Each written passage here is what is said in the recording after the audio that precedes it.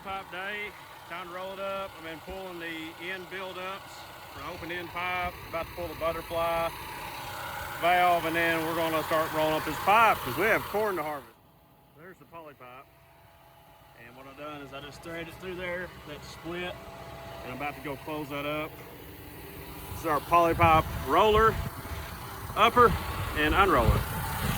Former ag teacher built this at Green County Tech. We'll get up here in the tractor.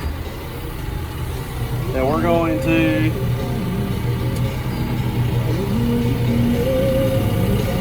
retract that. Now, turn the radio off. Now we're going to start rolling. And she just rolls up. I'm going to get repositioned. Backing up. And it's just slowly taking her up. Trying to make a good even roll. That's how we roll up polypipe in the Delta. Some may do a little different, but that's what we do here. Need to split it, let some of that air out, let some of that water out. We're gonna walk down here. So we're just gonna split the pipe. We're gonna split it back, let some of that water flow out. Since I'm right here, I'm gonna do it on this other piece of polypipe. Like, if you watch one of my other videos, said Delta Plastic donated our polypipe this year, and they did. And that was really awesome of them.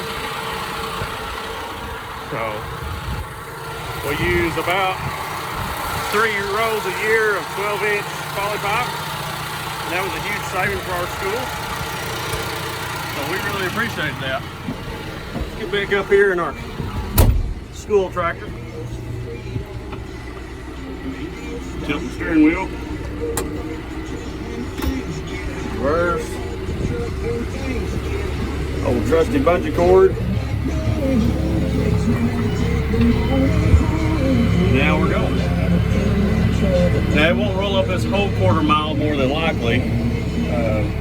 I will probably have to make a couple different stints of this because you can get it too big and then it won't fall out. I'll show you that process of how to get that roll of plastic off. This is the Delta plastic recycling drop off for this area right here. And I'm going to extend that, and hopefully our roll will fall down.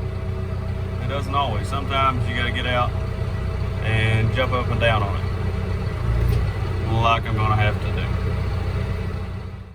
There you go, a little jumping up and down, pop it out, and there's our roll.